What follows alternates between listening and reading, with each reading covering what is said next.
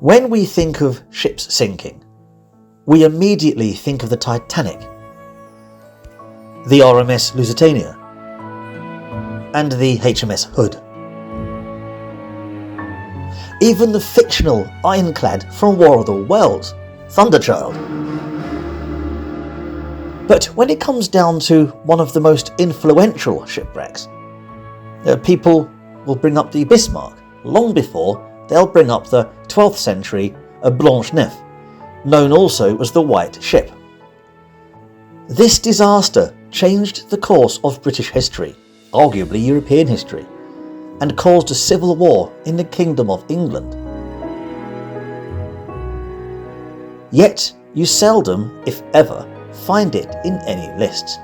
The Mary Rose hogs all the glory of pre-industrial shipwrecks. So, let's paint a picture. It's 1120 AD, and we're in the reign of King Henry I, King of England and Duke of Normandy. Now, Henry is the son of William the Conqueror and Matilda of Flanders. Anyone that's followed the Matilda series would know him as the little boy born just after the conquest of 1066. He's born in 1068. But all that was 50 odd years ago. Now, Henry has outlived two of his brothers, Richard, who died in a hunting accident, William Rufus, who became king before dying in a hunting accident, and he also has an elder brother, Robert Curthose, but he's currently imprisoned in Devizes Castle, soon to be moved to Cardiff.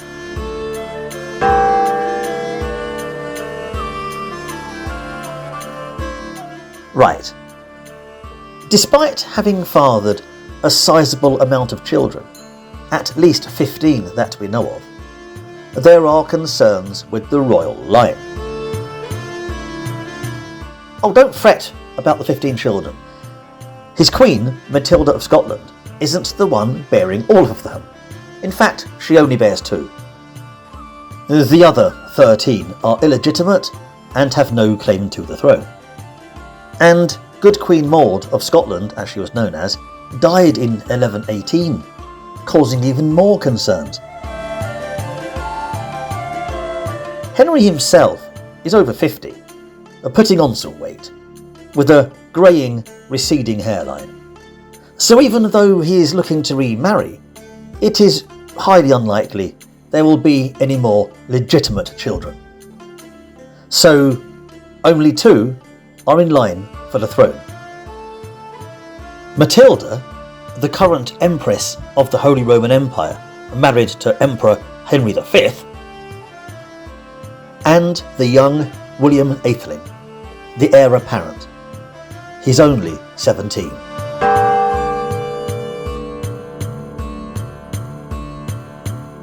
In around 1115, no, not the time, but the year, King Henry had tried to persuade the French King Louis to accept his son, William Atheling, as the heir to the Duchy of Normandy. This didn't go down well, and there was a rebellion that lasted 5 years, pretty much, during which Henry's own illegitimate daughter, Juliane de Fonteville, who was on the side of the rebels, tried to kill her royal father with a crossbow. Luckily for Henry, she missed. But by 1120, the war had pretty much lost all its steam, and peace talks were underway. So that's where we are. The king was in Barfleur, having finished celebrating peace talks and praising his champions and honourable knights. With him is everyone important, including William Atheling, who was no doubt happy to be accepted as heir. So now it was time to sail back home to England, and everyone would rendezvous at Barfleur. And here they were. It was the optimal location to reach the Isle of Wight and Southampton. The harbour was packed with ships and boats of all sizes, from the royal flagships to local fishermen. Anyone that's seen a port would know the scene. Every vessel moored up to jetties with ropes, gangplanks made access for the crew that bustled to and fro. It was very busy this fateful November. You would have had hundreds of troops waiting for passage back to England, from the lowliest soldier to the noblest of knights. You'd have servants and sailors, plus the women who'd be travelling with them. There'd be horses, impatient as the next, to cross the unpredictable waters of the Channel. And all the king needed was a good wind.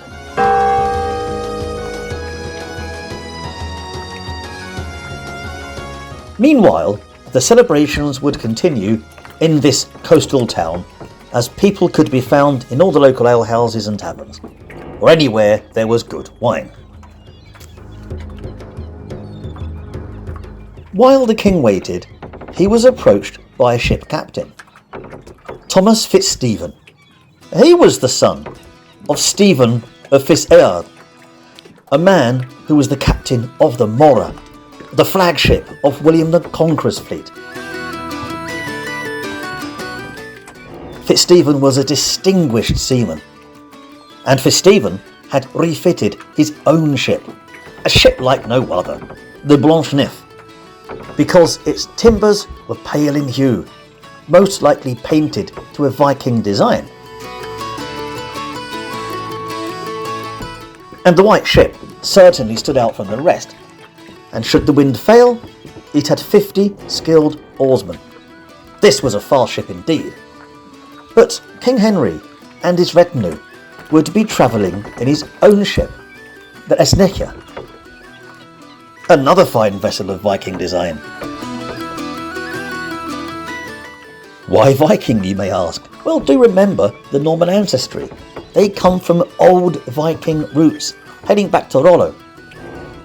Anyway, so the Blanche-Neuf was used instead to carry the rest of the royal retinue, including his son and heir, William Atheling. Thus, preparations began. Many had hoped to travel with the heir to both the throne and Normandy. There was a clamour of excitement as the nobility all jostled up to get on the ship that was preparing to set sail. 300 souls boarded the doomed ship that fateful day. There was Captain Fitzstephen, 50 oarsmen and crew, around 130 knights and other nobility, including the heir to the throne, around 20 noblewomen, 100 other passengers, from servants to staff. These numbers are a basic breakdown and not exact, but the Blanche-Neuf was a big ship, and it had a lot of people on board. William Atheling was clad in silk robes embroidered with gold, no doubt with a fur-trimmed cloak given the cold November weather. Always surrounded by his guards and serfs, more guards than normal, because the king wasn't taking any chances since his own daughter, Juliane, had tried to assassinate him, the king that is. With William were his two half-brothers, Robert Fitzroy and Richard of Lincoln, both heroes of the Norman campaign, and Richard was a dandy, recently married and called Peacock by others.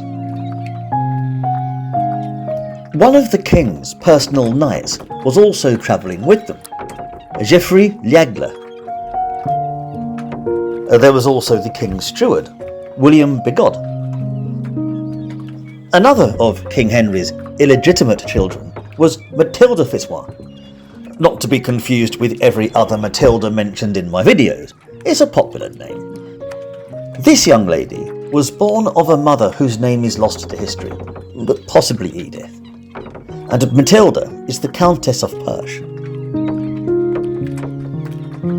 Also on board was a butcher from Rouen, a Biron. He's only here because some of the bigwigs have racked up some debts, and he plans to settle the payment. Plus, Some good top-notch wine is going about, courtesy of William Atheling. And, well, it's not like the Normans to pass up on a good vintage, you know? But don't worry, I'm not going to go through each and every name in the unfortunate 300. Just a few who have mentioned. Most were not even known. This isn't the Titanic, where there was a manifesto for the crew and passengers. This was a 12th century affair, where very little was written outside of the important nobility.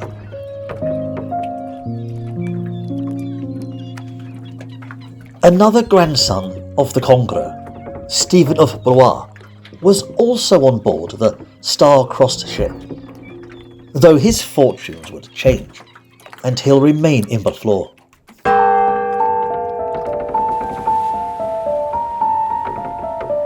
The ships had been in the harbour now for several days by this point. But on the 25th of November, the wind was good and preparation was given to set sail and take advantage of the rising tide. As night fell upon Barfleur, the king's ship, the Isneca, left port and set sail for Southampton, assuming that the Blanche-Neuf would catch up later. But the Blanche-Neuf was in no hurry. In high spirits, William Atheling had given orders for the wine to flow freely and in great abundance. The only cargo the ship held was wine, and it had proven too much temptation. They opened barrel after barrel, more focused on getting drunk than setting sail, including the crew, even joking that they could give the king a head start and overtake him later. Such was the speed of their ship, and their ill-deserved confidence. But the chronicler Orderic Vitalis claims that the crew got so drunk they forgot their stations, even taking up some of the seats reserved for passengers, while passengers took up spaces reserved for the crew. It was getting out of hand. It was a voyage to hell.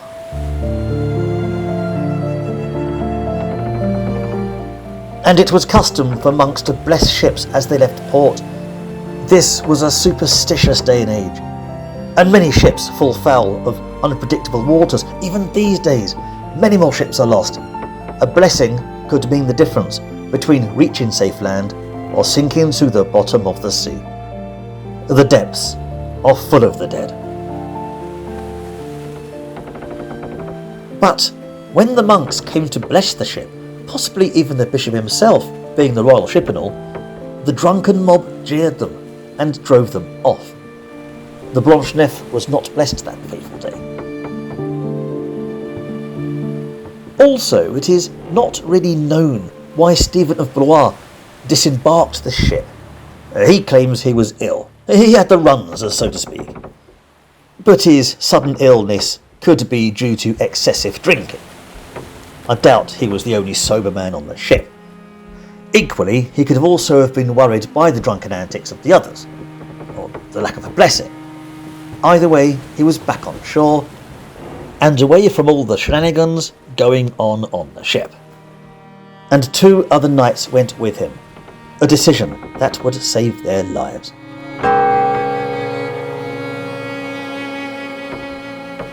Okay, let's get an idea of time here.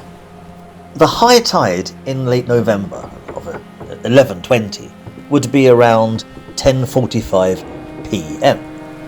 This was a new moon, meaning it was much darker than usual.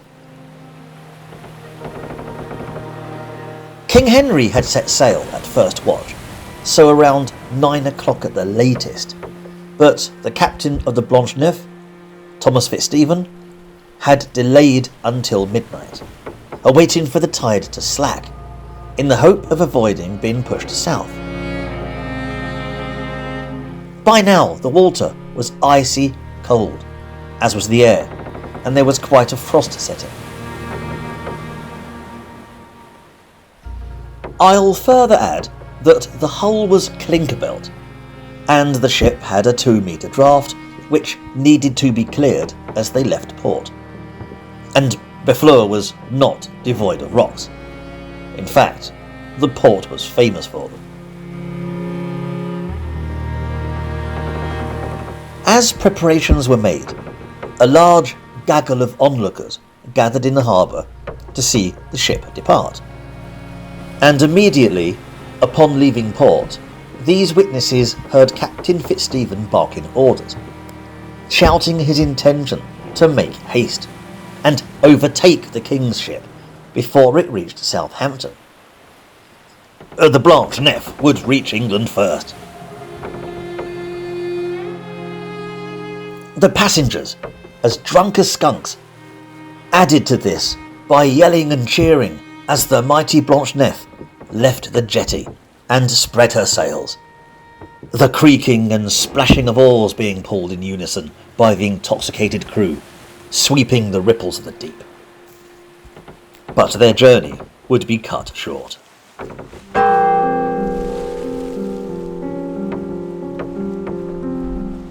It is possible that the helmsman, the chap steering the vessel, was very drunk indeed.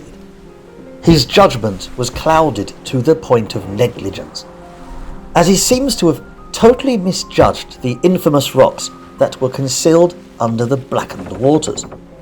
One such danger lay only 1 nautical mile out to sea, the Quilbouf Rock, unseen by the helmsman as the doomed ship sped towards it.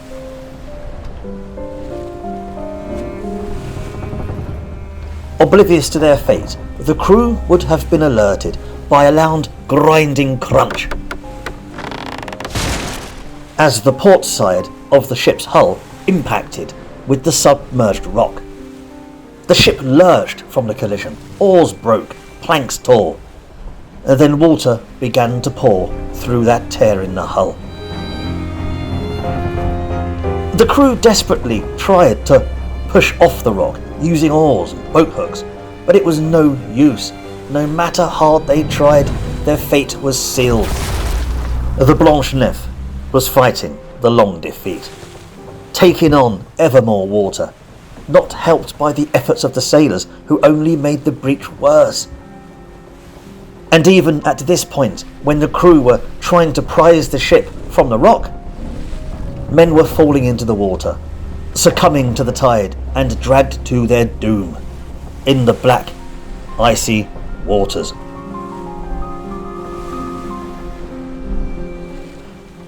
People in the water wouldn't last long, and not in these near-zero November waters. Many would have died simply by shock. Most would have only lasted around 3 minutes. Others still were washed away as ever more water poured into the sinking ship, impaled on her rocky perch. Thinking quickly, the royal bodyguards managed to get William Atheling into a small rowing boat, getting him to safety, the boat heading for shore. But to everyone's horror, the hull began splintering apart due to multiple breaches, dragged to and fro by the sails that were still catching the strong wind, causing the ship to list, then tip over completely, capsizing, depositing more people into the freezing waters.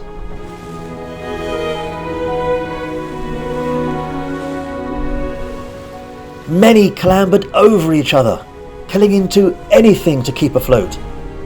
Flotsam, the debris from the wreckage, was everywhere. People dragged others under in a panic, and one such person was Richard of Lincoln, who is said to have been unable to get out of the grip of his frenzied tutor, and both sank beneath the waves.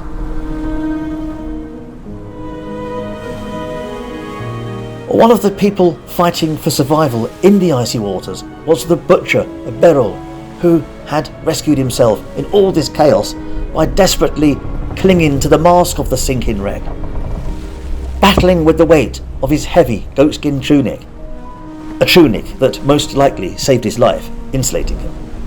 But, making a gamble, he powered his way to a nearby rock, dragging himself to safety.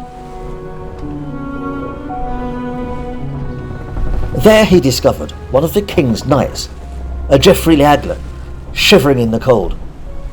Both lay helplessly, watching the tragedy unfold. But things would only get worse when they saw the Aetheling's boat rowing back to the ship in an attempt to save his half-sister. When he heard her cries for help, she was still on board the sinking wreck and would most likely perish without aid. The two survivors, Liagler and Berold, could only watch as the Aetheling's boat was then swamped by others, desperately trying to save themselves, capsizing the vessel and sending all on board to the depths of the sea. William, the heir apparent, drowning along with them. Matilda would also drown, dragged underwater by the weight of her own dress. Captain Fitzstephen had also survived the wreck, making his way over to join the others on the rock. But upon learning that the Aetheling was dead, Fitzstephen was filled with grief, and rather than face the king, the captain let go of the rock, choosing to go down with the ship. As the hours passed, only Berold remained alive on the rock, Liagler having passed away due to hypothermia, his body slipping into the sea.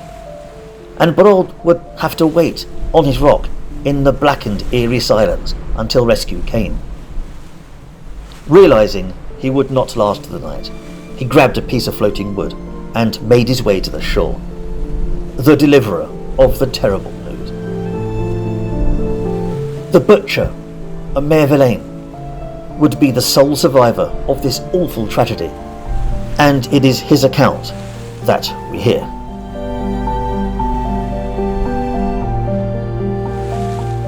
The screams of the drowning passengers carried their way across the water, reaching the harbour of Barfleur. Yet people couldn't make out what was going on, and appeared to assume that the drunken revelry was still continuing into the night. But the screams didn't last for long, and an eerie silence fell upon the shore as the ship sank to the bottom of the channel, along with William, the heir apparent. The grandson of William the Conqueror and Matilda of Flanders was dead, at only 17 years old.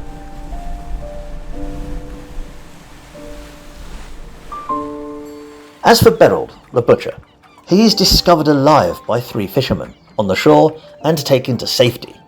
He meets the chronicler, Oderis Vitalis, and personally gives him his account. And it is Oderis who names him, among protests, because people were arguing that why should Heir, the poorest of the poor, be named. A rescue attempt was done on the ship itself, but there were no other survivors, though many bodies had washed ashore, like the rotted Richard of Lincoln. But most were never found, including the drowned Aetheling. Some royal treasures were recovered though, so at least there's some mitigation to this.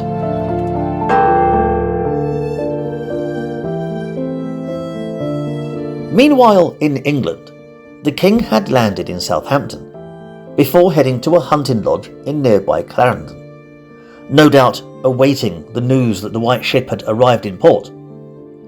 In an age without phones or the internet, Henry would have had no idea whatsoever that the disaster had already occurred. By this point, locals in Barfleur, as we know, were already searching the sea for bodies. At some point, the king was going to have to be notified, and how on earth do you break that news? Henry is not famous for taking bad news very well. One of the king's nephews, Theobald of Blois-Châtre, was charged with delivering this tragic news. He himself already in mourning for the loss of his 2 siblings, because at this point he was unaware that his brother Stephen had remained on shore, and news of Stephen's survival, when it's known, was certainly mitigation to this. Either way, Theobald didn't fancy breaking the news to the king either, so he manages to persuade a young boy to do it instead. The plan was simple. The child would fall in front of the king's feet and cry, When Henry inquired about the tears, the little boy would tell him of the disaster. And when Henry heard the news, the king was beyond grief. Stricken by shock, he fell to the ground, having to be helped to his feet by others and taken to his solar. The whole kingdom mourned with him.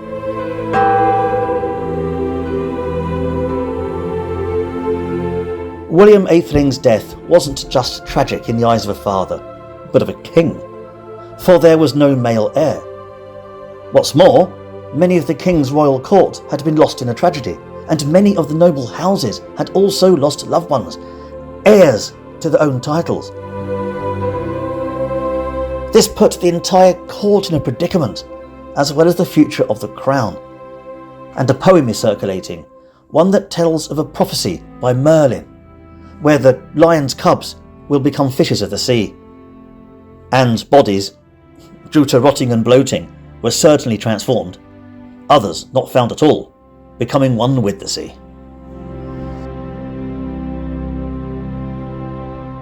As the king gradually adjusted to all of this, the future of the kingdom would have to be addressed. The next year he would remarry, but there would be no offspring. The throne still not secure in an age where the male heirs were set to continue the crown. Henry does have one legitimate child though, the Empress Matilda. Controversial, because a woman had not yet ruled as a monarch, not in her own right. This was not a forward-thinking progressive day and age. Henry had to get his court to swear oaths to accept Matilda as the future ruler of the kingdom. It should have been the case, and fitting. The granddaughter of Matilda of Flanders and William of Normandy. She should have inherited the throne. It should have been the case. If not for Stephen of Blois, the man who escaped the White Ship disaster. No sooner had King Henry passed away from this earth, Stephen usurped the throne. And the long and terrible war known as the Anarchy began, the war between Matilda and Stephen. Oi! Oi, come here! But that's another story. Right.